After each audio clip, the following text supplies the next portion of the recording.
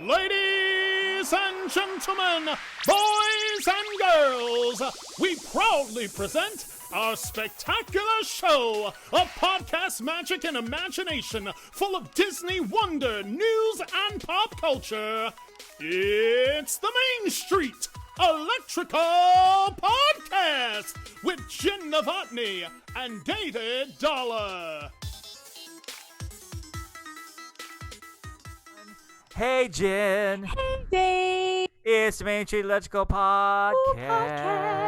And I am, by the time you guys are listening to this, I am but a mere 5 days away, Friday, Saturday, Sunday, Monday, 5 days away from being at the World. You are a mere 6 days away from being at the World, but you'll be immersed in the World in a different way before you even get there. So we'll talk about that in a second. Matter of fact, you can tell me about it now because, Jen, how'd you Disney this week?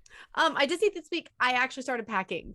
Because packing? You're not getting to Disney World till next Wednesday. Why are you packing so early? I'm packing so early because first I'm headed off on a Disney cruise. Woo! Disney cruise. Last minute. So super excited. So the ship, the itinerary, where you guys going? Give us a little bit details on the cruise. Disney Fantasy, 4 nights. Okay. I will get back into port the 29th on, oh my goodness, we're doing 2 stops at Castaway Cay, which is great for me because I love Castaway Cay. Spa day. Oh, 100%. Also, you can find us in the adults only section. I'm just saying, like, Serenity. Where there are no children. So, that's where you will find Brady. Castaway Cay has the adults only beach, and it's like a mile down the road. 100%. It doesn't matter. All the kids. Yeah. I mean, you can hitch the tram down there, and you're down there, or you can walk if you want. But we'll hitch the tram. My wife and I have been there. On our honeymoon, we went on the Land at Sea package. Back when, remember when you could connect them together? Oh, yeah. I went actually into an office, a travel agent, sat down with a travel agent at a desk, and we talked. Wow. Like I knew, plan the honeymoon. I knew nothing about planning Disney. And so we stayed at Caribbean Beach in the Jamaica section. Looking back, I kind of think we probably could have stayed here instead and been okay and blah, blah, whatever. You know, Pop Century was brand new, maybe save some money, but we stayed at Caribbean Beach. I planned the meals. I planned our first breakfast. The morning first got to the park was Cinderella's Castle. We sat by the window with they had little confetti all over the table and just, So, yeah, it's pretty exciting. And I found out this week, and this is kind of how I Disneyed. I found out this week that my wife does not have any digital copies of our honeymoon pictures. They're all actual pictures, which is great. I love pictures. I like big pictures. But I'm like, I'm going to start scanning these things and put them – I was like, I need to post these. These are fabulous pictures. And this is stuff from 2004. So we're talking like the Lion King show where PhilharMagic is right now. And we're talking some of the show the Timekeeper, Alien Encounter. Wow. These are all things that we did in 2004. There was no fast passes, really. The dining plan – I don't think the dining plan even – maybe it did exist. I don't remember if the dining plan existed. But it was really cheap. Rock and Roller Coaster was only like 3 years old. There was no Everest. There was Mission Space, which I think Mission Space hadn't opened yet. I don't believe. A lot of things. No, I don't think that would have been opened yet. And I want to say that was like 06 or 07. Well, Everest was 06 because it opened. That was for my honeymoon. We went on a large family trip, which we're taking in November. A large family trip. That in November of 07. So I remember doing Soarin' for the first time, Everest for the first time. A lot of the things were brand new. And so this week we're planning for our family trip in November, and my wife and I got up and we battled dining. And battle is the correct word. Battle is the correct word because we have 14 people in our party going. And I reached out for some help from some of the agents. But some of the agents were already busy because we had somebody else who had 12 people in a party going, and so we were all. And then a lot of us all had clients going anyway. So exactly. A lot of us so were like. A nightmare. We were all the entire agency was doing dining. Yep. So let's jump on some real quick news before we start our show here because I want to knock out these things because, again, next week's show is already pre-recorded, so there won't be any news attached to it. So anything big that happens, if something big happens, we may come on and do a 3-minute blurb or whatever. But yeah, Mickey's PhilharMagic, one of my favorite maybe 3 or 4 attractions in all of the world, closing in October, sad face, reopening in November, happy face with the new Coco piece put in. I don't know if it's going to be a replacement piece or just an addition. That's what I'm show. Wondering. So we'll find out. And I need to go on the Googs and look at YouTube and find out what the Disneyland looks like now. Because it was the same show. But they also have a new digital projector coming in, so the screen will be even better. They're going to do a whole refurbishment over the month, so I'm really excited about that. Jen, If you want your candied apples on Main Street, you didn't really have a whole lot of places to go. No. But now in September, I think the 26th, what happens in Main Street? Jen, what happens? I mean, we're getting the confectionery to reopen. Yes, we are. Oh, I've been sad. I love that place. I love to just walk through. And the smell of that place is so great. Good. It's the bakery on the corner. As you're walking into the parks, as you're heading down Main Street across the Emporium, it's right there on the corner. And for our family, it's a tradition that our last night at Magic Kingdom, which a lot of times is the last night we go to the parks at all. Right before the park closes or as the park's closing, we go to the confectionery. We get our Stephanie always gets a candied apple to take home. Aww. Sometimes she gets a bag of cotton candy or something, popcorn or whatever. I always get like the Rice Krispie treats. I grab some of those. Yes. So every time, the last day before we leave, and we've even made a special trip to Magic Kingdom just to go in real quick to the confectionery and then come out. Nothing wrong with that. We've done that before too. Space 2020 opening up. It's open now.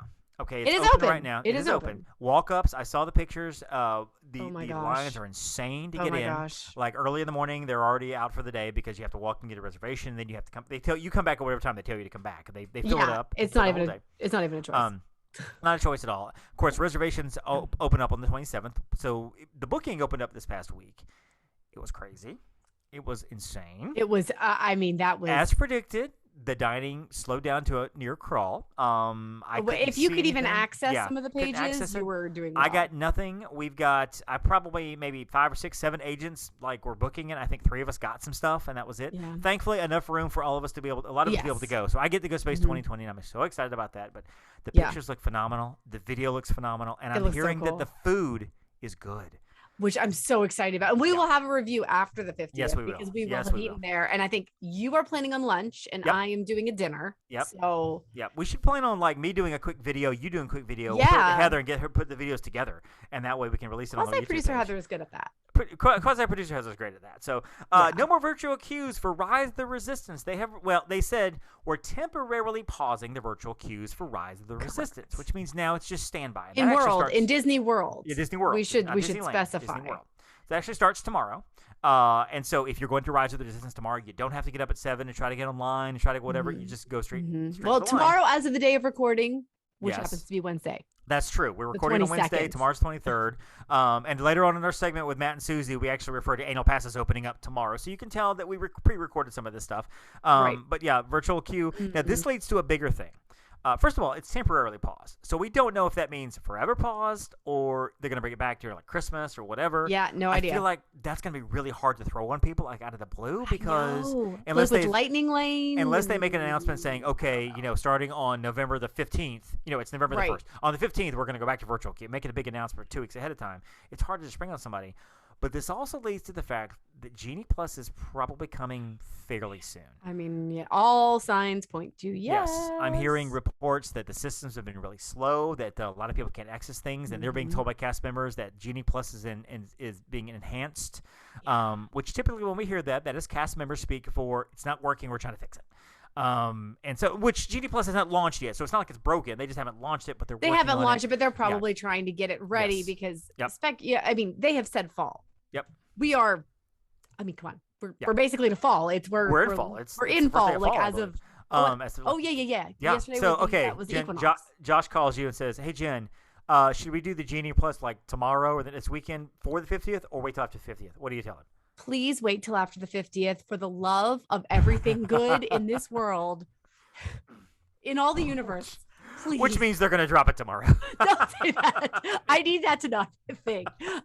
I cannot even imagine I cannot even imagine trying to deal with all. I mean, part of me is I'd kind of be fine if it dropped in the second so I could use it before the end of the trip. That would be kind of fun. But also no.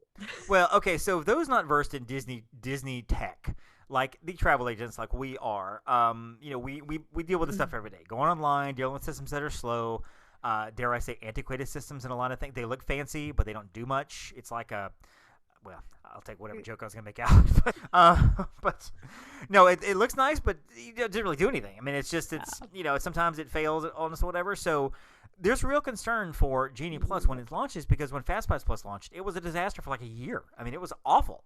People were fired over that in terms of Disney executives because how bad it was. And we're thinking that they've learned some lessons from that. Hopefully it won't be a year, I do think that they've learned some lessons. I think they have Yeah. Yeah, but to be fair to Disney, it's going to be hard to launch a system that will be used by 30 to 50,000 people daily without a lot of hiccups on the back end, because you can't test that. You can't test that unless you just be like, you can't be like, oh yeah, you guys get to use it, but you can't. Exactly. Use it. I mean, they just do it, and so that is coming.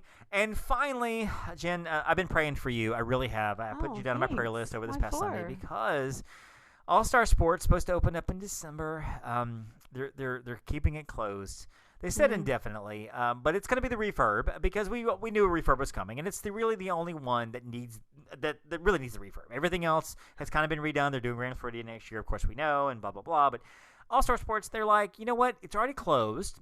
This is a hugely popular resort. Everybody loves the club level, and they love the signature dining in the food court. And so we're going to go ahead and just keep it closed so we can make adjustments to it. And I know that you've been upset about this. Yeah, I know you were crying about it, and your spring break trip for All-Star Sports in the standard room is now off. Yeah. You're gonna have to move probably to Poly or Grand Flow, and I feel for you. I really do. I mean, yeah, that's it's rough. I guess. What? Of course, Jen's thinking, why are they making claims about refurbishing something that doesn't actually exist? I don't understand.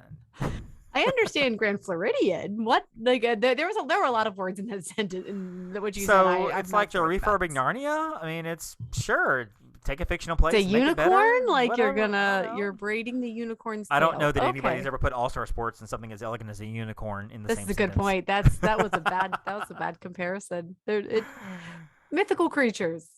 Speaking of mythical creatures that we love, let's talk about Matt and Susie. Oh, yay. They're coming up next as we are going to do part 2 of our 50 favorite things we love about Walt Disney World. If you listened to last week's episode, it was fantastic. All over the map with fun. Everything. Oh, Same thing here.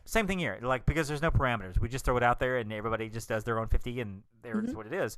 I mean, Matt's thankful for air conditioning, which in Florida, I guess you would be. I mean, that's Susie, fair. She loves old people, which is funny too.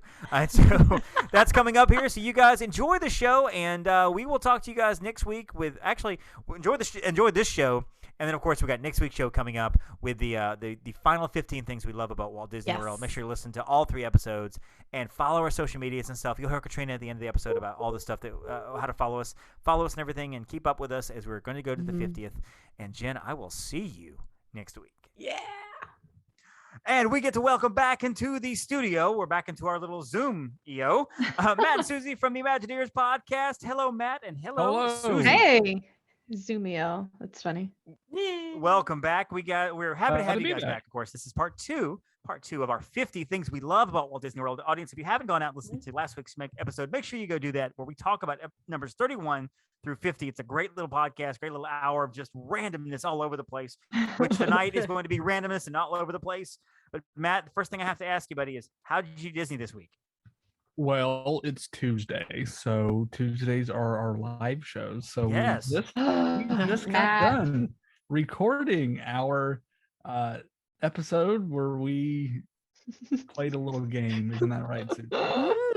Oh my gosh, this was an interesting one. We did Disney Would You Rather. Oh, that sounds good. Yes. And this is our second time around. We've had some requests to do it again, and we felt like the last couple of weeks have just been very heavy. Right. Lots of bad Disney news. So we wanted to do a fun game. So just a little. And you tossed it out to the audience for suggestions, right? Oh yeah. Of course. And we came up with a few ourselves, but the audience was, I feel like they were really tough. Like they give some tough ones. Oh, I gave Susie some softballs, like Mickey ice cream bars or popcorn, and she in turns gives me this little teaser for the episode. How about a fight between either a giant Maleficent dragon, or 100 chicken-sized Maleficent dragons? Yeah. Are you asking who wins? What is that? Yeah, which would you rather fight? Which would you rather fight, David? Would you rather fight one regular Maleficent dragon or 100 chicken-sized Maleficent dragons? Okay, so I won't overthink this about asking what kind of weapons or anything that I have. I'll just say I would rather fight the 100 chicken-sized dragons because they're smaller. I feel like I can outrun several and I would be able to take them on in small quantities, 1 or 2, 3 at a time. Versus one large dragon. I'm having that's my nightmares guess. of playing Ocarina of Time and the chickens. And like if you hit the chickens with your swords, they would like attack you. So for all you video game people out there. That I don't know why that came into my head.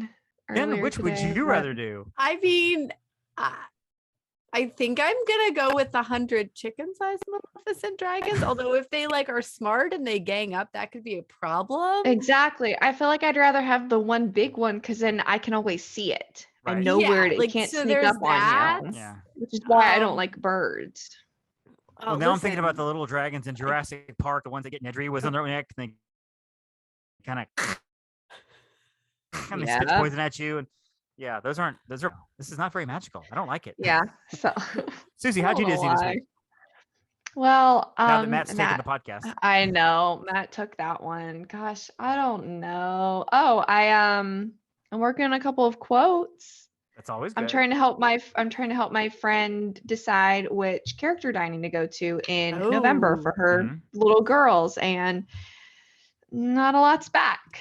Or the ones that are back, they've already done. So we're just gonna have to get creative. So what are you suggesting? You think?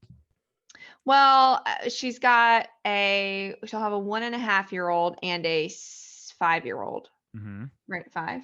So I was gonna say like they could do like they've already done Crystal Palace, Chef Mickey's. They want to do characters. So I was like, well, there's 1900 Park Fair or Akershus in whatever in Germany, but they are both still closed. Norway. So, yeah, or Norway. Sorry, no, yeah, Norway, because the other one I'm doing for them is her and her husband want to go to Beer Garden Inn. So all of the fancy Europe stuff, but what about Topolino's? We'll see. I sent her that as an option. Yeah. Good one. Or 50s Primetime Cafe. Put those little kids in front of that monster movie screen. Yeah. Random note, real quick, since you said Akershus. I don't know when or if Akershus will reopen. I don't know if it will because they have turned it into a lounge. Yes, they have. The Florida Blue. If you are a Florida Blue card holder. Wait, I think Florida Blue? Yeah. Insurance? Yes. I think I am.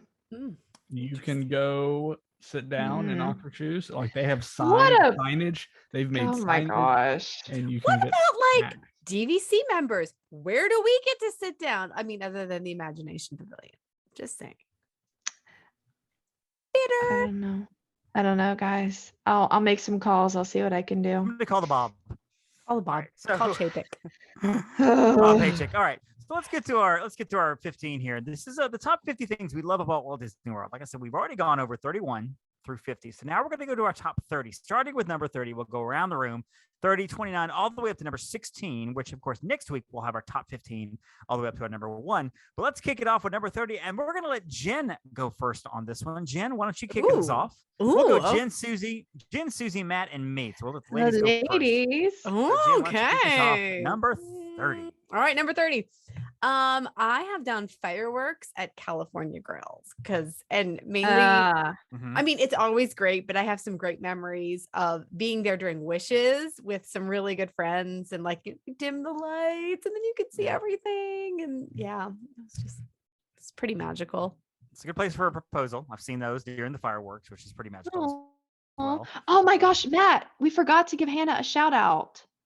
We'll do it here and make her listen. We had one of our clients get proposed to this weekend at Disney. So exciting. We'll have to go back and add that to the audio. Yeah. Well, Hannah. We're going to send Hannah this episode of a different show. We'll do it next week. Okay. Very cool. Congratulations. Set a reminder for next Tuesday at 7:30 p.m. to give Hannah a shout out on the podcast. David, that's how you set Siri reminders. I don't know what that means. Thanks, Siri. David's still using his BlackBerry. Or he writes it down. I'm writing it down pretty much. He's writing it in his planner. My pink notebook I got right here. All right, Susie, number 30 on your list. All right, number 30. It was mentioned last time on someone else's list, but Disco Yeti. He's got... No, I like I like the quirkiness of the Saturday Night Fever. Oh yeah. Yeti that we have going. If Although you have epilepsy, beware. I did see him when he moved back in the day, but now he's epilepsy. Oh my gosh. There was a random anecdote. There was a TLC Disney World special, like in the early 2000s, mid 2000s, or whatever. My wife and I would watch all of those, before we had kids. We could watch TV together at a decent time. And they had this. The Yeti was there, and the Yeti was moving and everything. And they had this Japanese couple, and I don't really want to try to imitate them because that would be horrible. But the gentleman of the couple basically said it was scary. We saw the Yeti. And the reason I say it like that is now that's a running joke in our house. And even now we'll get off the ride and I'll look at Stephanie. I'll be like, we saw the Yeti. And she will know exactly what I'm talking about. Little running inside joke at at the dollar home. Matt, number 30 on your list. Number 30 on my list is the AC and the American Adventure. Very powerful stuff. Nice. It's very nice. 1,000,000 degrees outside, and then you can go inside where it's nice and cold. Did they still keep it that cold in the wintertime? Yes. Like I hardly ever go in there. Maybe, yes. Number 30 on my list is the Tower of Terror pre-show. This really harkens back to when I first went to Disney World, like really, really hit the park in 2004. Like I had gone to Magic Kingdom a couple of times, but the honeymoon was really the first time I got to see everything. And it was one of the first real like pre-shows of any ride I'd ever done, because I was used to going to Six Flags and I was used to going to amusement parks, and ride roller coasters, we get in line, hop on, and you're done. And there's like a show, there's like an actual storyline. And I was sort of familiar with the fact that Disney did stories, but not really, not like this. So go to the Tower of Terror, go through the lobby there and see all the cool things that are done, and go into the maintenance elevator and see the pre-show with the rod Serling sound alike, and just it was cool. And I really distinctly remember that. And I think it's one of the coolest pre-shows on property. When it's fully operational, everything's fully going. The Tower of Terror pre-show is fantastic. Which it is, fortunately, back up. That's good. That's really good. And I really want to spend some time with the lights on in that little lobby at the foyer there. Oh my gosh, where all same. the books and everything. I just want to be able to look at the books and just look at everything, and just, maybe if I can go one day when there's not a whole lot of people, I can turn my flashlight on and just start studying stuff. I'm not interrupting too many people. Then number 29 on your list. All right. New Year's Eve in Epcot. And I just love it. I mean, they have the silent dance party in Japan they used to. I don't know if they'll do it this year or whatever, dance party in China. They had a DJ in Italy. Just so much fun. I don't know. It's just a good time. So, and I have very fond memories of being there with Diva Christine as well, because she used to go all the time. I've never been there during a holiday like a New Year's or Christmas, and it frightens me to think about ever going. I don't know if I could handle it. I mean, it's not for the faint of heart. There's a lot of people. No. Also not for small children, in my opinion, because people, they get trampled. And I mean, people, they're not trying to trample people. It's just New Year's Eve, and a lot of people are tipsy. So right. I mean, on a normal day, people are tipsy, but she's looking at you. She's looking at you, Matt. I'm not going to say anything else, but she's looking at you. I can tell. Matt has trampled so many children in Epcot. Susie, 29 on your list. 29 on mine is very vague. I just love watching grandparents at Disney World. Like, I love old people. I think they're so cute in general, but I just love when they like are getting on like Dumbo, or they're getting on something like more intense, and you're like, okay, do they really know what they're getting into, or are they just here for the grandkids? They're here for the grandkids, but it's really cute. So I love watching old people have absolutely no idea what's going on and getting like shuffled into like riding, Smuggler's Run. And I'm like, oh, that is not going to go well, but it's really cute. I love watching them have a good time. It was fun. It is always fun. And we're all 4 travel agents for the audience.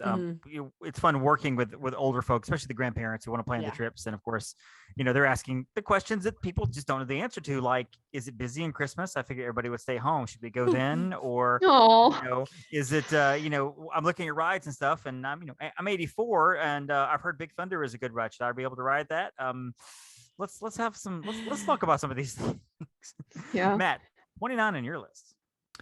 29 on my list is pass holder perks. So What are those?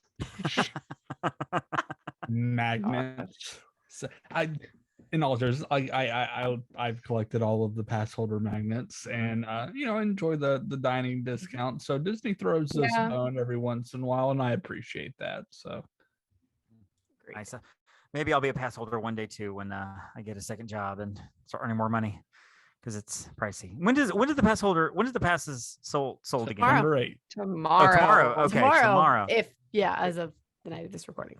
Good time. Well, and okay, correct me if I'm wrong. Didn't Disneyland offer some sort of like package or special gift to the first like 100 or 1,000 pass holders or something? Like, was a special?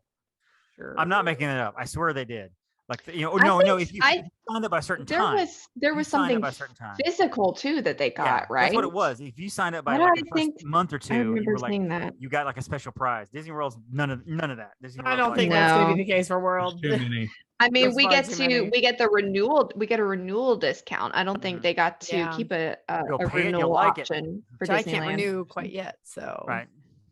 For 29 on my list, Port Orleans French Quarter. It is my favorite of the moderates. It's one of my favorite resorts all the way around. I love how quaint it is, how small it is, because we're big on in the morning when mommy is getting the kid ready for the day. I will run over to the food court to grab a pastry, to grab a couple of waters or whatever.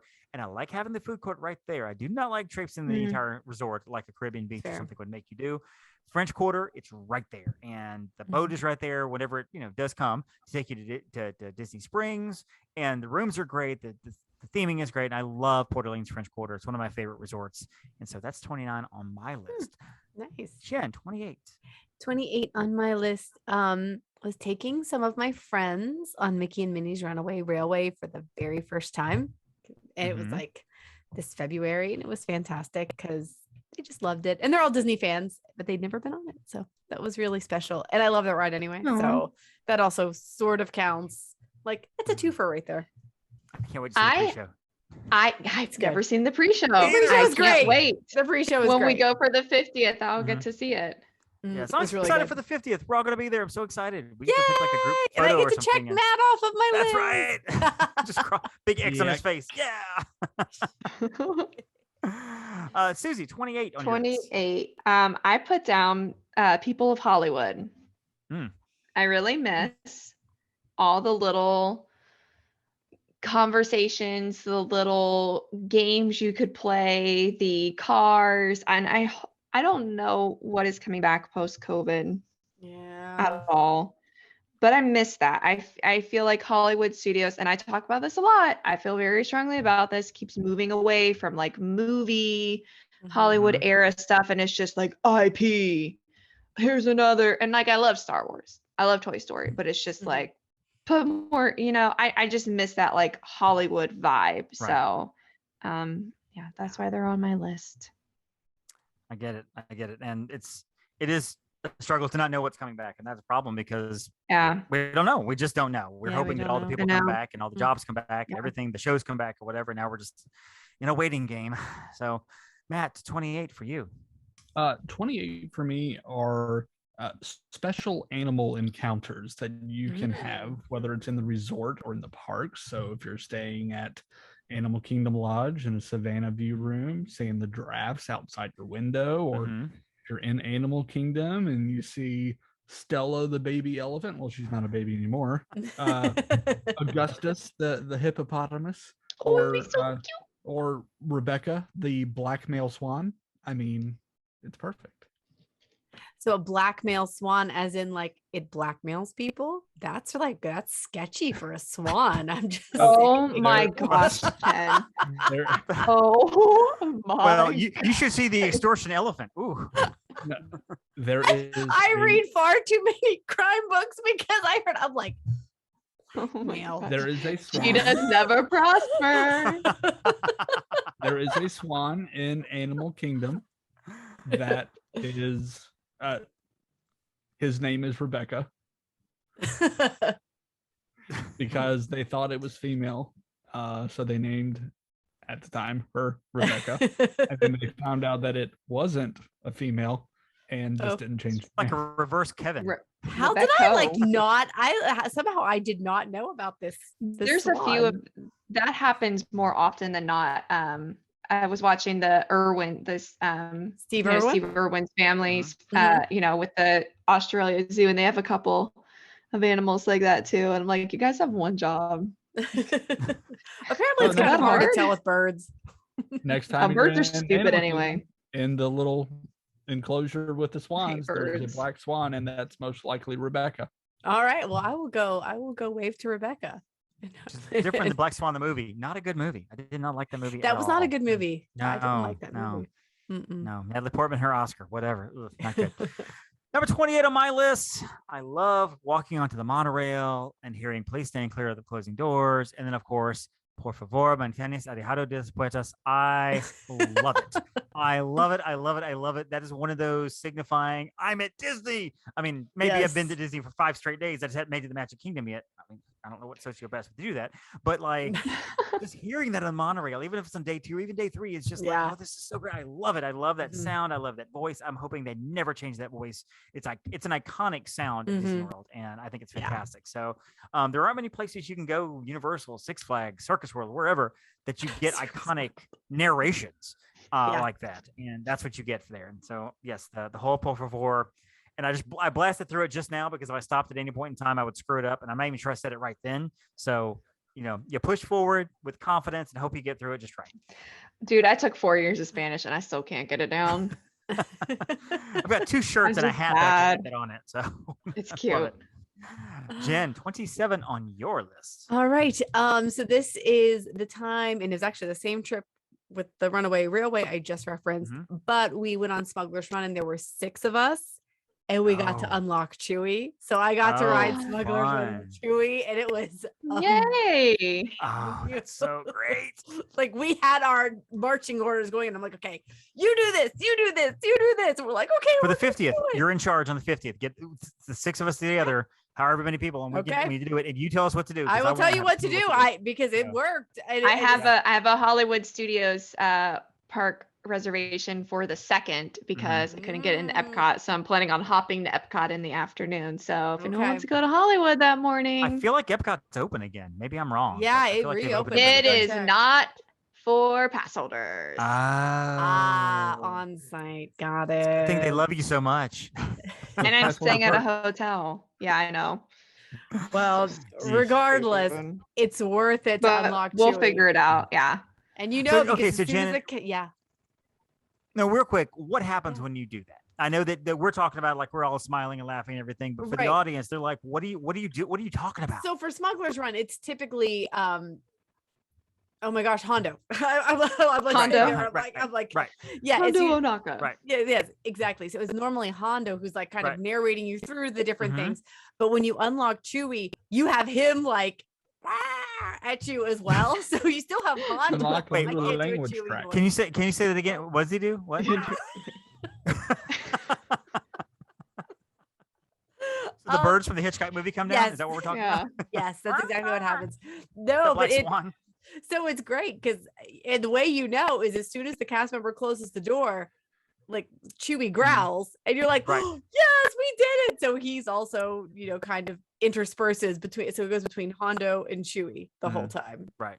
Which That's is great. awesome. And Chewy's freaking out because you're probably destroying the Falcon, so it's fine. Yeah. The Chewy narration, good times. Yeah. Number 27 on your list, Jenn. No, you just did 27. I just did 27. Yeah, you just did 27 on your list, Susie. 27. The fire smell when Rome is burning in Spaceship Earth. Like, oh, I'm sorry. Sucks for your empire. But so you just know that. Or so we think. I see what you did there.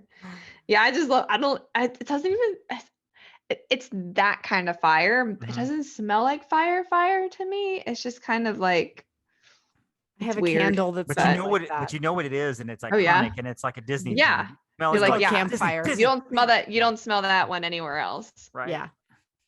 So good. Matt, 27. 27 for me are the rocking chairs on Tom Sawyer Island. It's like not a bad thing at all.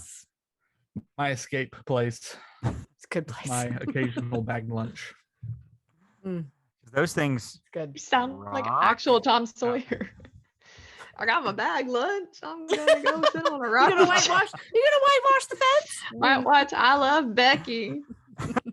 Whatever her name was. Becky, right? Becky Thatcher, maybe? I don't know. Thatcher. 27 Yeah, on my it's Becky list. Thatcher. The Barnstormer. And that's only because it was my kid's first roller coaster. And Matt, I'm not sure if you're old enough to ride the coasters yet, but Barnstormer was my kid's first one. And it's really one of those, we weren't sure how he was going to like it. We had no idea if he was going to love it, if he's going to hate it, he's going to freak out. So Barnstormer, it's a great one. It's only like 60 seconds long, or if that long. And he giggled and laughed the entire time. I've got little video of it, and it's just he's giggling the whole time. And it basically set him on a path to love all coasters and all motion and everything that moves. He loves moving rides, fast moving rides especially. So Barnstormer for me, especially that one memory of getting him on the coaster for the first time, and the cast member that let him ride it 4 times in a row in the front seat over and over and over, twice with Pops, once with Mommy, and once with Daddy. It was so much fun. So that's 27 on my list. The Barnstormer. Jen, 26 on your list. All right, so this is going to harken back to Star Wars weekends, which were a thing before there was Galaxy's I Edge. remember those Gosh, things. I miss those. Those were awesome. It was like, what, 6 weeks? I think You know by what? the end, it was up to 6 weeks. I'm adding it to my list somewhere. It needs to go here. Because it's okay. I'll but take something out. I don't even care. Yep. I had this epic showdown with Darth Maul. Mm-hmm.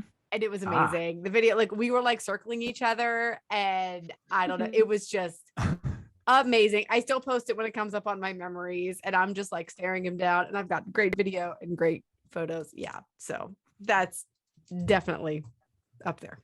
Yeah, that's been added. I do too. Yeah, those were good. Yeah, the good old Susie. days. Before the dark side, before the Empire, before the sequel trilogy. Okay. What did I want to have next on my list? I was looking at this list. What are we, 26? 26. All right, I'm just gonna go ahead and say it. I like the poop streets in Liberty Square. Yes! I like that Disney tells you. I love it. I know, but Disney tells you. Disney tells They you. tell you it's poop. This is poop, and you're like, Oh. cool. I know it's been there not as long as it wasn't originally there. I know. But I love that Disney likes to claim that like this was intentional to look like the trenches of poop from the olden days. And I just think that's so dumb. But I love it. It was a real thing back then. The horses pooped somewhere. Yeah, but Matt looks like he has a different story in mind. No. I know what it is, and I love it that they try to cover it up by saying that that's what it is. Well, what is it? So the streets of Liberty Square were once cobblestone. Mhm. That's all it was. And it would tear apart the parade floats. Mm. It's So just completely impractical. So there are photos still where you can see what it looked where you can see the old cobblestone Right. bricks. Brown, I mean, they were brown as well, but they just replaced it with the solid brown pavement. And the rumor started that it was chamber It's pot. not a rumor. They say it on They say it in the Keys to the Kingdom. Yep. They say it. Like That's heard- that's why I love it so much. The They're just people like on owning Keys to the it. Kingdom don't even know their own history. So. No, because they need an answer that fits the theming, not There you oops, go. we didn't think about cobblestones. And I just think that entire disaster is worthy of being on this list. And Oh, that's awesome. it's so silly. still poop. I love it. 26 on my list. The Epcot Flower. Wait, and did you Garden skip Matt? Festival. You skipped Matt. I did skip Matt. You skipped I did Matt. skip Matt. But I was giving him a teaser to mine. So Matt, what is yours? 26 on your list. Actually, I had the festivals. Did you really? Well, see, there we go. I didn't want him to steal Look mine. at you guys. Just festivals overall. or Yeah, the anything Epcot festivals. So Festival of the Arts, Flower and Garden, Food and Wine.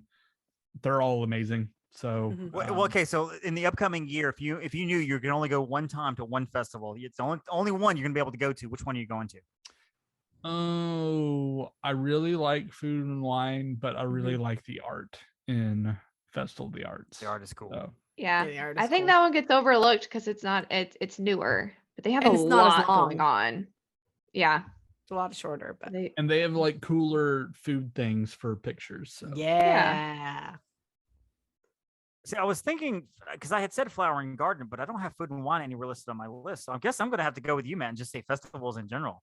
Because I'm a food and wine fan. I don't drink wine, but I love the food, and I think that's where I can get the Canada steak. That's when you can get the steak and during food and wine. Yes, and it's also I'm into that whole like the chill of the fall, maybe late October, early November. It's like 70 something in the daytime, and I know, right? But it's like 60 something at night, which is kind of nice. You gotta put on that freezing. Short sleeve. Exactly. That's freezing. But That's it's just something about dead that of winter. Fall. I love Disney in the fall in general, but I love the Food and Wine Festival, and Flower and Garden is beautiful with the topiaries. Even though I've seen some of the same ones for like 10 years running, still they look great.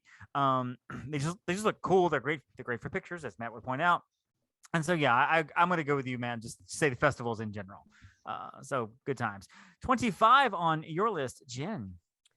I just made it a little generic and said character interactions, like in the parks, like, and especially now that, COVID, whatever, and they're doing it from a distance. So like the stepsisters on the back of the castle. I love that. Or the country bears up on the top of the jamboree, I suppose. And I mean, and they're all over the place, but I just love how they like sort of magically pop up in different spots and so like separate. I love Pooh Bear. Yes, Pooh Bear and Epcot and Chippendale in Hollywood Studios where they are like having a picnic. Those are cute. Those should so stay. Cute. And like Donald and Daisy watering the flowers in Hollywood Studios. Yeah, it's just really cute. So I like the new park interactions as opposed to like, well, I mean, I still like the dining ones, but this is specific to parks. Well, I'm hoping they will return to the meet and greets at some point where you can come up and give them hugs. But I like this interaction too. I like having Pooh behind even if he does the whole butterfly thing and then comes out to do the meet and greets, that would be fine. It just feels more like you're in the actual, like in their world, like how they walk around at Disneyland. Yeah, right. And you get to do. It's like you get to do more with the guests. There's a video, and I don't know if y'all. I'm sure y'all saw it. We had Pooh behind the fence, and he was running back and forth, and the kids were running with him, like a whole mess of like 5 or 10 kids just going back and forth with Pooh, and he was playing with them. And you don't get that in just a standing there meet and greet, come up and hug, and then go away kind of thing. So there is something to be said for that. I think that's great. I miss that too. Susie, 25. All right. I love yelling "Sivako" on Flight of Passage. Just like the entire ride and annoying everyone around me. Because then the Navi turn like "Sivako," like "Sivako." I don't know. I've written it with Matt. He knows I do it. If we ever decide to change at the end of the show, Jen, we'll forget the Phoenicians and just yell "Sivako." Sivako! Sivako! Jumbo, I don't know everyone. why I love doing that. Matt. So, interestingly enough, I actually put down Disney theme park quotes. So, Okay. Susie, so it's what Susie basically just said. It's those Sivako where they're almost like shared experiences. Well, you guys said Jumbo, everyone, or Thank the Venetians. Yep. That's cute. Yep. Or, just random things that you can throw in everyday life. Like, when your 3-year-old toddler won't leave you alone while you're using the bathroom and you yell out, "No privacy at all in this place." Go get that neighbor of ours. What for? I'm indecent. My favorite line from Carousel of Progress, I just have to say this. It's not on my list. I have to. I don't know why. This is the funniest scene to me. It's when the brother is carving his sister's face into I was using my sister as a model, and then the dad turns and sees him in like werewolf, and he literally goes, "Oh, oh!" I don't know why that's so funny to me.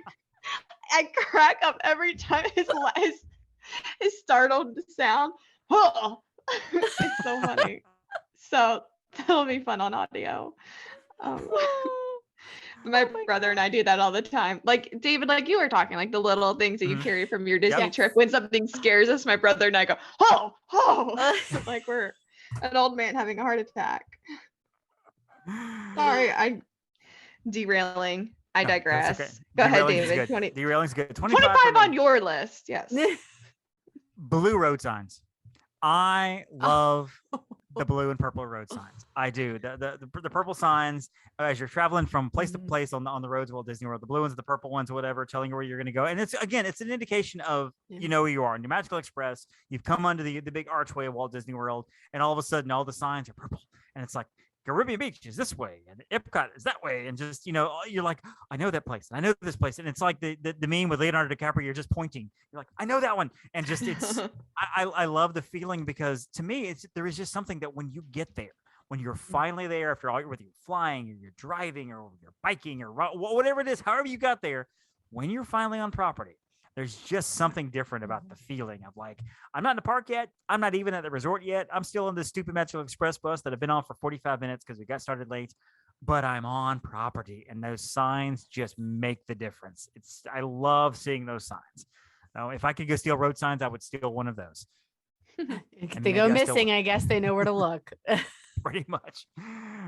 Even the one that has Epcot misspelled, and I'm not even sure if that's intentional anymore or if they're just not fixing it on purpose, but y'all know what I'm talking about, right? There is one that has like Epcot misspelled, like ECPOT, I think is how it's spelled. Oh my gosh, I've never seen that. Do you guys know what I'm talking about? No, but I'm gonna go look for Now it I'm gonna now. find it. All right, Susie, Jenn, number 24 on your list. All right, 24 on my list. I just put down It's a Small World, and mainly this is like a lot of memories with my family. So my mom loves the little ice skaters, and then Brady and I have jokes about like the hippo that like kind of winks but looks kind of drunk like while it's winking. It's like blinking, but it looks like it just like had a little too much to drink. Is that on purpose, or is that just something they haven't fixed yet? I'm not sure, but it's hilarious. And then there's also that little like winky girl like who's on the I don't know, but that's what she does, and then she like winks like this. And yeah, but also like we have our different favorite animatronics that we point out, and we have backstories to them as well. So they have histories. So funny. Yeah, so there you go. One of my favorite, I used to do drama at our church. I used to work with the kids, the middle schoolers. We used to do Christian dramas. And one of my favorites is one we did with Small World. And the kids portrayed Small World dolls. And they would do the song as the boats would go by waving. And then it would be like 30 seconds of just talking to each other. And they would start waving again, as the boats go by. And it was just like they would have this entire conversation about faith and whatever, about why they're stuck here and they have no direction, blah, blah, blah. Aww. And they're talking about like, where's Frank? Oh, he got moved over to Polynesia. He'll be back in France tomorrow. I think it's great little feels like a massive like a trademark yeah. Oh, I'm sure. Disaster. Yeah, we didn't, because there's no proof we ever did that particular skit. I mean, anyway, ours is not nearly so significant. It's more just like silly stories. 24, Susie. Mentioned last time as well, hidden Mickeys. I just think that's a really cute touch that we get to look for in the park. And you start to kind of like see them sometimes where maybe they're not, because you really just want to like find one. So you're like, there's one, like, oh, okay, is it really though? But yeah, I love looking for hidden Mickeys. Yeah, I saw one tonight in the hamburger patty that I made for my kid for dinner tonight. There was a little dark fleck there. I was like, that's a hidden Mickey. And my wife was like, Copper has, yeah, I guess maybe. I can't say his name. He's sleeping. My dog has one on the bottom of one of his paws. He really does. That's perfect for you, by the way. The ears are a little big, but it's still there, more or less. All right, Matt. The next one for me is the baby care centers. Oh. Very underappreciated. And for those of you who don't have kids yet, you will learn to appreciate them. Yes. They will save you in a pinch. So. Yes. Except for the one in except for the one in Hollywood Studios, because it's literally the size of a closet. So well, there you go. 24 for me is a little weird, but I'm gonna say I love Disney. I love Magic Kingdom. I love Walt Disney World because it's the basis for my Hawaiian shirt collection. I was not. I didn't care. I mean, it was saying I had a couple of whatever, but I never wore them. But somehow I got roped into this Hawaiian shirt thing from Disney World, and I've got 16 in my closet right now. 16. I'm far beyond. Like I can go now 2 to 3 trips without wearing the same one twice, and I love it. I love having them. I love owning them, and I love looking for new ones. And of course, Matt got one, I think, with Figment on it that I wasn't able to get, and I was like, "Darn you, Matt! Curse you!" And Orange bird. Orange bird. It's I remember the first time he wore it because when we were recording. I've never seen Matt in a bright color before. It just changed his whole demeanor. So you guys in your little bright shirts are. I love my pink Bing Bong shirt. I love it. I think it's awesome. And I've got a shirt for the 50th, like Hawaiian shirt. I'm ready to go. I'm ready to roll. Be the first I have my outfit planned too. So already. I think everybody has their outfit planned. I'm sure Matt does too. He's ready to go. Oh yeah, absolutely. We're your orange bird. My shirt's bright. Probably yes. Jen, 23 on your list. All right. Mine is I'm kind of going to. I was at the media preview for Flight of Passage, and this is a great memory because it was. I remember it was raining and I was like, oh shoot, but I still got to ride Flight of Passage like 7 times in a row. So it was actually, I say media preview for Flight of Passage. It was for Pandora, but let's be real. I spent the entire time everyone was there for in Flight of Passage and Satuli Canteen. So that was just, I remember getting off for the first time and going, what was that? I've got to go again. And just, around and around. Yes, see, you didn't hire me back then, so I probably could have come with you and done those things. That's okay. It's all right. Anyway, 23 on my list. The Christmas resort displays. Yes, Susie. Go ahead. Did again, did you just skip right over all of them. It's late. So excited to late. talk about Christmas decorations. I'm so excited. Okay, so Susie, you're number 23. It's not Christmas decoration. Okay. My 23 is I love, and we get to see this a lot recently because Galaxy's Edge is not that old. I love seeing people see the Falcon for the first time because that is something that no one ever expected to actually be a thing.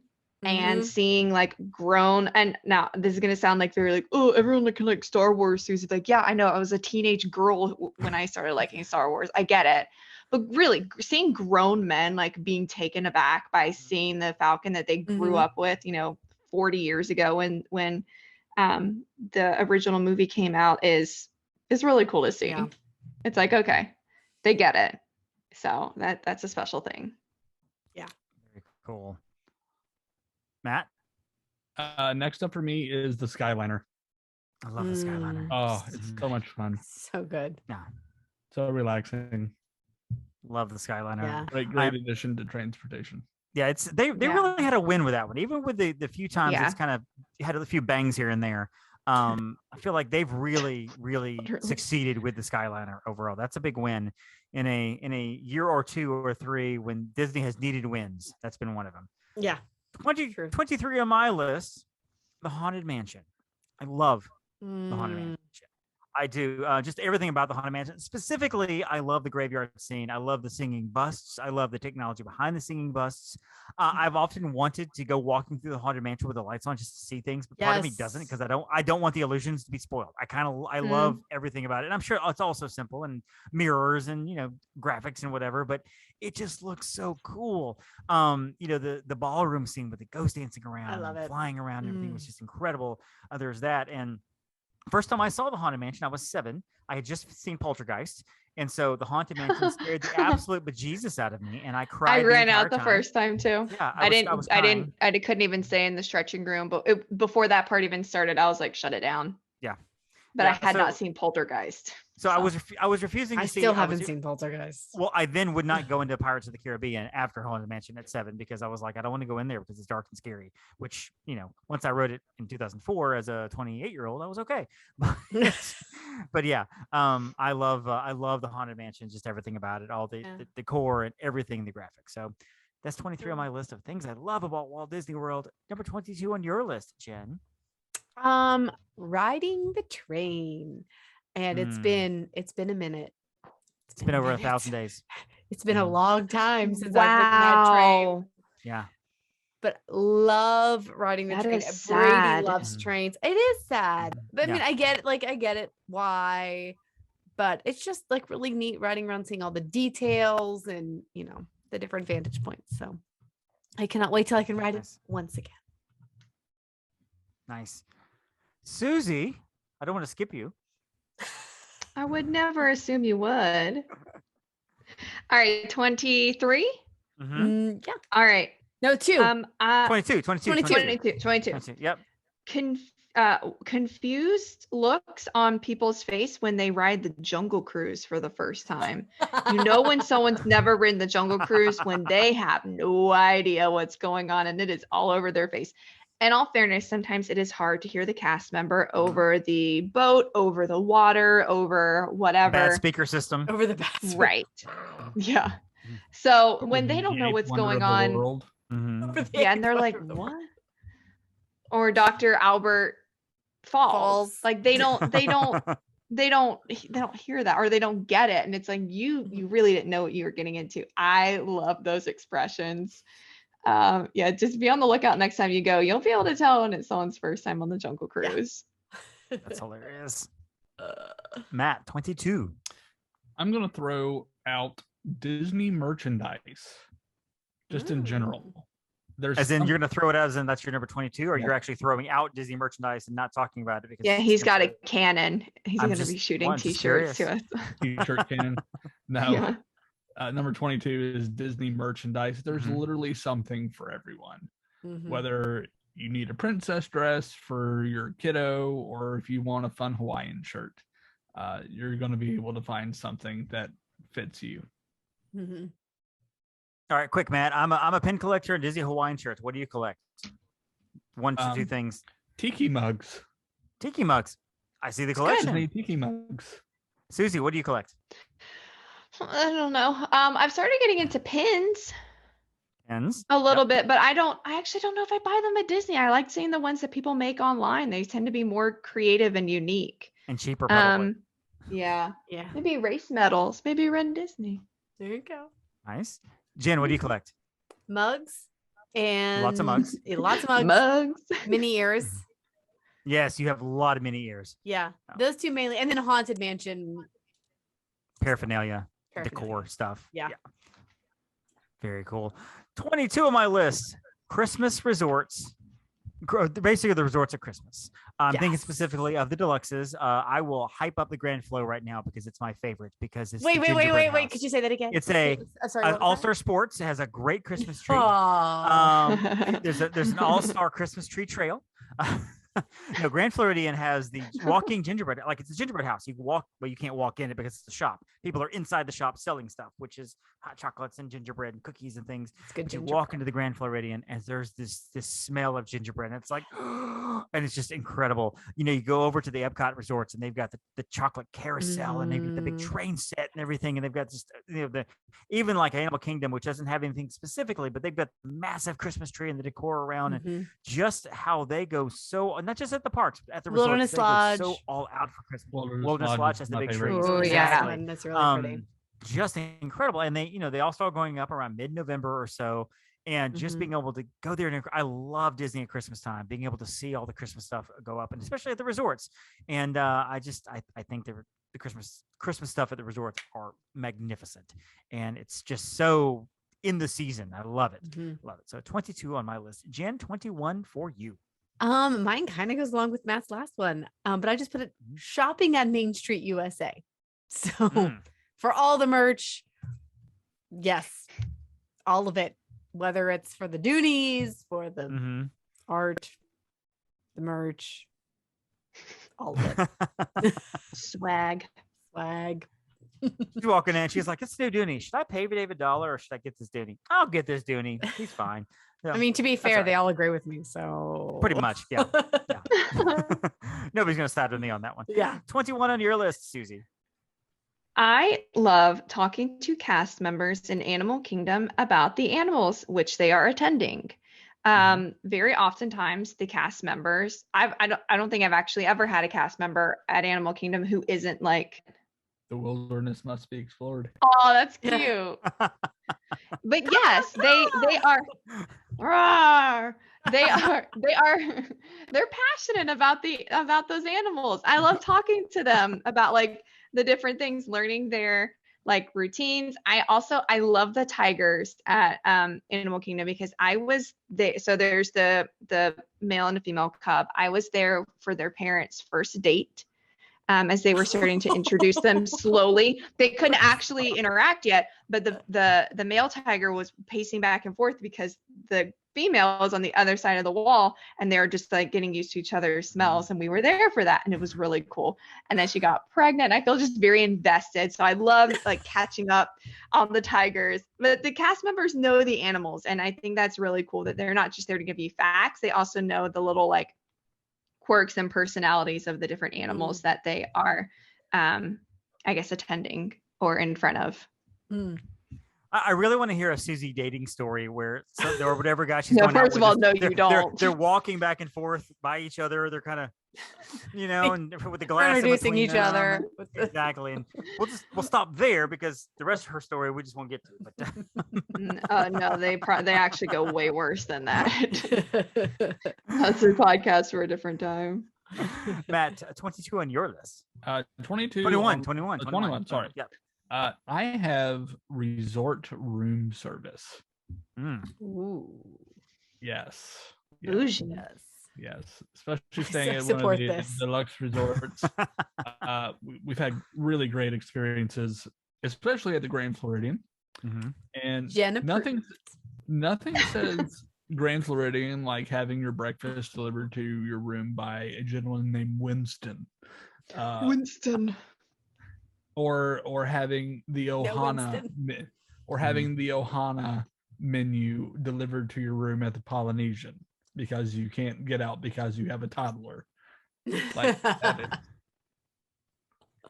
That's awesome. Two All right, thumbs so up. 21 on my list. The Grand Canyon Concourse, Contemporary. Riding the monorail, and especially, and I guess I'm going back to the first time that I saw it on the monorail.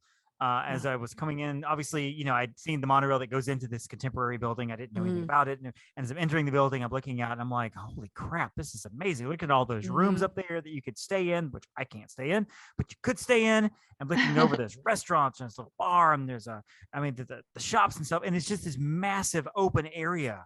My two favorite shops at all the resorts are right there. I love Chef Mickey. I love that whole area, just that whole hubbub. And, I've gone there by myself just to walk around. I've gone there with friends. I've gone there with family. I always make it a point to go to the concourse there at least once, just to do shopping, a little walking around. And the area is not that big. It's just so beautiful with the mural, the Mary Blair mural and the five-legged goat and just all that. It's great. Yeah. I love the concourse there, and I love the detail in that. So 21 on my list is the concourse. Number 20 on your list, Jen.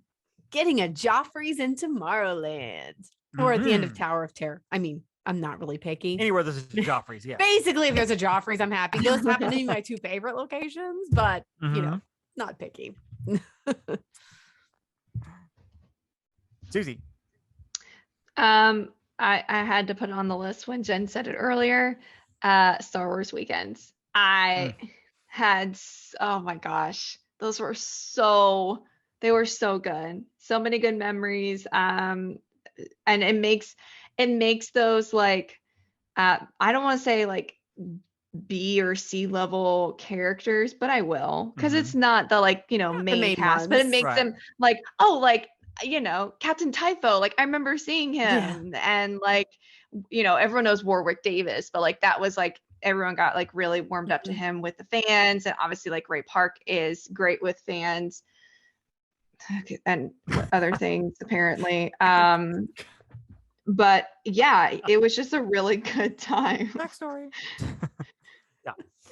Yeah, that was fun. I saw Jake Lloyd before he got hooked on drugs, so that was cool. Pre-drug Jake, I like that. Yeah. Poor guy. Hyperspace hoopla. Yep. Oh gosh. So bad. Yeah. So amazing is what that was. Forward. Matt, 20. 20 for me is resort music. So I'm like thinking the Polynesian, because the Polynesian is literally like my favorite example of this. But just their background music loop, you walk in and it just screams you're on vacation. So the environmental touches that they do in the resorts both with smells, but especially with music, Mm-hmm. kind of all ties it in. Nice. 20 for me kind of goes along with what Susie said about Star Wars and the Millennium Falcon. For me, it was the blue milk.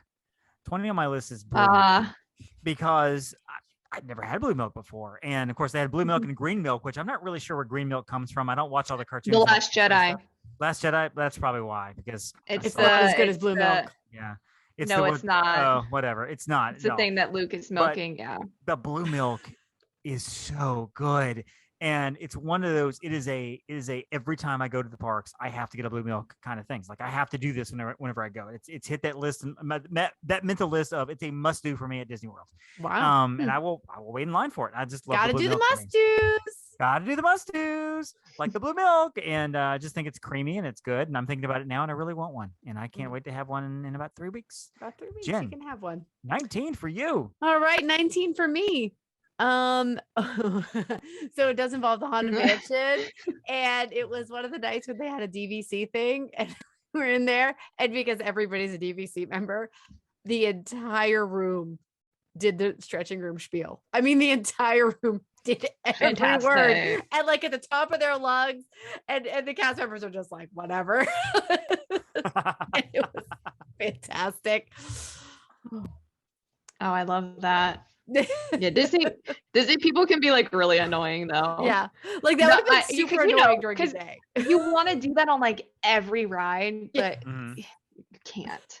Right, you can, but just don't be that. It's not a good thing. But yeah, no, literally, that was the best. That's great. 19, Susie. 19. Matt mentioned the rocking chairs on Tom Sawyer Island, but I like the rocking chairs on Main Street, over on by the theater near Tony's. Just hang out, and that little corner right there, like where you come out after you've like met Mickey or Tinkerbell, is pretty quiet because everyone's coming in and there's nothing right there to do. Well, okay, yes, they're coming in, but it's not. But you're still like far back enough, and you're in the shade, and there's the trees. I like that. I like that spot for hanging out. It's a little spot for quiet, and across the courtyard. Don't look at me like that, Matt. The fire station is also. Everyone overlooks. Yeah, everyone overlooks it because they've just gotten in. It is a nice spot. Matt's in the baby care center, so he's got his quiet. He's got his quiet. Oh, I'm in the other rocking chairs. That he's in Tom Sawyer Island. Really is quiet. In the it AC. is really quiet, yes. But I like people. You get better people watching from you do get better. That is true. Yep. Matt. Next up for me, I have the safety of Disney. Just the general sense of safety. It's nice going to a place where I don't have to worry about anything happening. Right. I was actually talking to my wife about this list, and she goes, when I'm in a hotel at Disney, I don't feel bad going into an elevator by myself with other people. There's just kind of a sense of, that's not saying that you don't watch out for your surroundings, right. But yeah, it's a different vibe. And for true. Yeah. Good. It's a good one. Good. 19 on my list, and this goes with, I guess, what Jen was saying earlier with the Haunted Mansion. And it actually made me think of something that I hadn't thought of until just now, and so I threw it on my list here because I think this is great. Well, I got to go to the one of the Star Wars parties, not the Star Wars weekends, but one of the Galactic Spectacular. I forget the name. Yeah, but the Star Wars party thing. Yeah. Not just not just the fireworks party, but like the entire night. Yeah. A couple of years ago, and they had Star Wars Celebration down in Orlando, and one of the nights they had, and I forget the name of the event, but it was the Star Wars event at Hollywood Studios from like 7 to midnight. Anyway, I got to do Star Tours with a whole bunch of Star Wars fans.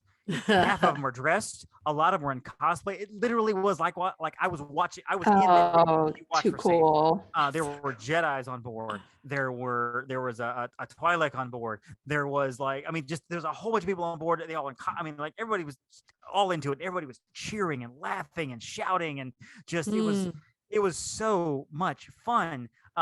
Just being able to do that with everybody that's so into Star Wars, and we're all riding Star Wars together. The whole thing was full, and it was one of the best rides I've ever had on any attraction because everybody made it. I mean, everybody made that ride so much fun. That's a great memory that I have. What I love about Disney World is the fans, especially the fans who are diehard committed to not just Star Wars, but also Disney, willing to dress up, willing to come into something like that, and just I love it. It was so much fun. It was great. So Jen, 18 on your list. Well, I kind of took one of yours, Dave, and it's the Grand Canyon Concourse, but more specifically sitting in the Grand Canyon Concourse. Yes. Preferably eating, also watching the monorail go by. I just love it. And that's one of my favorite quick service, actually. Right there, the Contempo Cafe. I love the whole atmosphere. It's good variety. Yeah. Good variety. I like the ability to just grab and go. Yeah.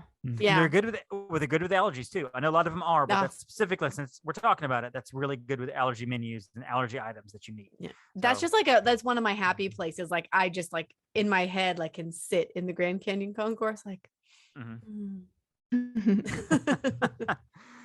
right, Susie, 18. We're almost done here.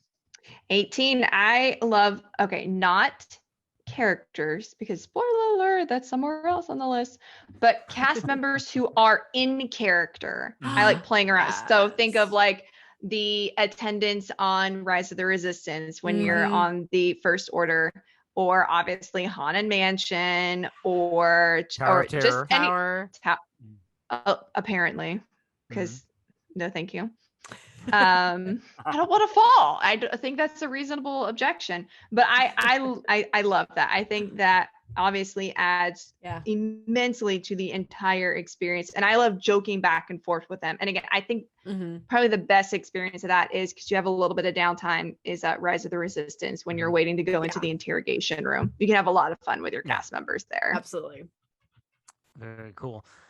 Matt, 18 on your list. 18 for me is Magic Kingdom transportation. So either the monorail or the ferry. I love them both equally, I think. No buses? No. Doesn't count. Okay. Matt and I share a lot of opinions. Yeah, those are the bougie two. Monorail or ferry, or the special boats for Wilderness Lodge and the campground and woohoo! Polynesian and Grand Floridian, little tiny boats. Those are fine. Like the tiny boats. Mermaid One and stuff like that. But specifically the ferry and the monorail, like my very first Disney memory is on the ferry. What I remember was being on the ferry and looking out and seeing Goofy on water skis. Oh my god! There was a point in time where they had character. Water they did. That's a very brief time. I hate to say this, but it was a long time ago. Yes, it was. I feel like there's a safety issue there, and then a cleanliness issue there. Well, it was the 80s, so it was a different time. Maybe that's a one and done. It was pre-amoeba. It was pre-amoeba. That's true. Probably. And the monorail is just iconic. Yes, of course. Speaking of that, my number 18 is taking a resort tour on the monorail. Also, one of my favorite things to do, and I tell this to clients too, especially if you're in the middle of the day and it's a busy afternoon, you've done some things, you got some kids, and you're like, oh my gosh, I'm dying. It's 150 degrees out here. Walk outside, get the resort monorail, take the loop around. Either get off or don't. But I mean, you can zoom around, take 45 minutes, take 2 or 3 trips around, or get off on each one and just look around some. And I love doing that. And I kind of like doing it when I'm by myself because I can go faster. I can get off the Polynesian and walk around the shops, go grab a Dole Whip, go back up, go to the Grand Floridian, do whatever, go to the Temporary, and just I love the monorail for as old and as outdated as it is, and thankfully they're doing some work on them. I'm a big monorail fan, and just doing the resort tours is so much fun, so much fun. So number 17 on your list, Jen. This one was mentioned, I think, in our the last 20 we did, but the water pageant. Love the electrical water pageant. Been around forever and just good memories. Guys. Good for you. Glad you have good memories. I do. Oh, poor Susie.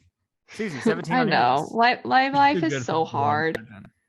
No, I'm tired of getting stuck Because I always would take a boat because always Fort Wilderness. Anyway, okay, number who? 17? 17. You guys said it earlier, but I also had all of the Epcot festivals grouped together. So just the Epcot festivals. In fact, one of our Would You Rather questions tonight was from a listener, would you rather like basically give up Epcot or Hollywood Studios? And we were both like, Hollywood Studios, because I don't want to give up the food at Epcot and the festivals at Epcot and the entertainment at Epcot. There's so much extra things they do there. But Hollywood has the Disney Junior playing thing. I know. That was consideration. that really tore at her heart. Thoughts and prayers. Matt, number 17 on your list. 17 on my list are parades, both past and present. So I think just Disney World has a rich history of parade entertainment, whether it's the Main Street Electrical Parade or SpectroMagic. Yep. Thank you. Festival of Fantasy. And I'm looking forward to having that one officially come back. But I appreciate what they've done with the cavalcades. Yeah. They're giving that quality entertainment still.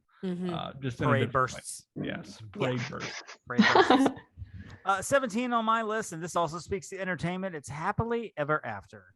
I went back and forth on this on Wishes and Happily Ever After, and I haven't done a whole lot of things that don't exist anymore on my list, even though my next two actually are. But I love the Happily Ever After song. I love that song even more so than Wishes. And I love the actual pop version of it with Jordan Fisher and that other person. I can't remember if Jordan's the girl or the guy. But whoever the other one is. Is it? I don't know. I can't remember. Yeah, I don't remember the girl's name. That's terrible. But I don't know the girl's name at all. I know his name. But anyway, I love the song and I love Happily Ever After. And I'm actually going to get to go down to the 50th one day early specifically to see the last Happily Ever After. Have fun. I was there 2 weeks ago and it was insane for the show. You're going to need to grab a spot at like 5 o'clock. I know. But I'm excited about going anyway, but I'm seeing it one more time, but I'm excited. My wife and her mom are actually going down next week on a trip they planned last week just to see Happily Ever After one more time. That's the only reason they're going. So yeah, I'm like, yeah, we got that money. Sure. What are we, Jen? Come on. So all right, Jen, number 16 on your list. Let's end this thing up. All right. The 24-hour days. And specifically, like I was at 3 of them. All were amazing. I think the costumes beat out the Mickey's Not So Scary Halloween Party. The costumes were lit during the 24-hour day. Hey, and Jen, yes, I did all 24. That's also number 16 on my list too. No! It is. Whoa! It's 24-hour days. Yes. So yeah. I mean, we can just chat about it for a second because I only got to go to one. I didn't go to all of them. I only got to go to one. It was, I think, the last one they did, Memorial Day 2015, maybe? I was at that one.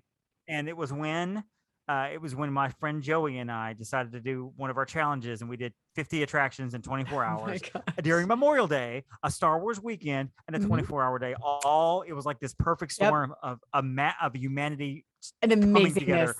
Oh, it was, Jungle Cruise 2 in the morning was a 2-hour wait. Totally worth it because they just started doing new jokes. 1,000%. It was so I think we hit that one up at 3 a.m. By 3:30, we were like, I'm going to die, but we are. They closed Seven Dwarfs Mine Train at 4, I think, because the line was so long. They closed it, but yeah, I loved it. At 6 a.m. we had done all 50, and we got to our last one at 5:51. So yeah. I have a video of the Big Bad Wolf dancing on Main Street to What Does the Fox Say? And he would that is the most 2015 thing I've ever heard. That could have been the 2014 one, but regardless, like he walked away from the meet and greets, and he would go oh my God. A character you will not see anymore versus a song that nobody ever hears anymore. It was amazing. That's great. All right, so Susie, you're number 16. Again. They will never do it. They never will, but oh man, I've got Although I gotta be honest with you, they could charge for it and people would come. I mean, they could charge $100 extra for that just for overnight, and people would pay it, Yeah. Not for at least, I would say probably 2 or 3 years after. Well, no, it'll be a little while before they do it, but yeah. Yeah. But Chapek has seen dollar signs at anything he can. That's what I was going to say. We'll wait and see how they recover. All right, number 16, I've got the smell of water at Disney, and not the pools, although that is a lovely chlorine. So I love the smell of chlorine. But I guess it is chlorine too. But whatever it is, chlorine. But whatever it is in, Pirates and just any Splash Mountain, anything with water. I love that Disney water smell. All right, Matt, finish this up. I have character meets. So whether it's face characters in the park or whether it's a restaurant where like 1900 Park Fair or Topolino's, where you get to have a character experience with your meal, or if you're just having a picture taken inside your park, or you're taking your kids first time meeting their favorite princess. It's just an extra opportunity that Disney provides for you and your family that I really appreciate and have grown to appreciate over the years. Some of the my earliest memories are meeting the country bears. So I like that. Good. Very cool. So that is 16 through 30 on our list. We have now gone through through 35 of our top 50 favorite things we love at Walt Disney World. Next week's episode, the top 15. We'll do our first 5, then of course get down to the top 10, and we will all reveal our favorite thing about Walt Disney World, and who knows what that'll be, because again, these are all over the map, and that's okay because that's the point. Matt and Susie, tell us a little bit about ImagineEars. Where can we find your show, and how can we find you guys online? You can find us by searching for the ImagineEars Disney Podcast, either on social media. If you're looking to connect with us there, we're on Facebook, Instagram, Twitter, YouTube. And then our podcast, you can find us on Apple Podcasts, Google Podcasts, Stitcher, Spotify, wherever you like to listen. You can find us just by searching for us. Cool. Jen, where can we find you online? At Upon a Star Jen everywhere, and my personal Instagram is at Jen_Novotny. Perfect. You can find me on Instagram at The Magic on a Dollar, and find me on Facebook at Magic on a Dollar and Disney on a Dollar. And of course, you can also find the show, The MSE Podcast. That's the phrase that pays and all the magic and love you can possibly handle. Find it online, themsepodcast.com. Find us at gmail.com. That's our email address. And of course, we're on Twitter, we're on Facebook, we're on Instagram, and we like to throw magic at all you people all the time. I have another podcast called The Deucecast Movie Show, and I bring it up because we are hitting episode number 500 on September 24th, and it's a live show, and we're having people call in. You guys are welcome to call in if you want and talk about movies and whatever, and we really have no plans for the show. It's just going to go off the rails, as it happens when Susie joins the show. First of all, no. I've listened to your show. Do not blame going off the rails on me. I'm calling in. You should. Actually, I was going to just invite you on the show, Jen. So okay. Well, can I give a monologue on the Rise of Skywalker? Tonight or on the show? No, when I call into your show. Please do. You know what? We'll start building that. Show. We'll start building that. We've talked about that on the show, actually, openly. Oh, Lord. And Susie, this is fun. I don't think we would want to do this kind of list with anybody else. You guys are great. So thank you for joining us again on the show. I can't wait for the top 15. I love how we've approached this so differently. This has been great. Yes, thank you, Matt, Susie, and Susie's ego. Good night. Bye. For Jen, for Matt, for Susie, for ImagineEars, I'm David. Hey, don't forget to thank your Phoenicians. Thank you for listening to the Main Street Electrical Podcast. You can find us on Instagram, Twitter, and Facebook at the MSE Podcast, or visit our website at themsepodcast.com. Be sure to subscribe, and may all your wishes come true.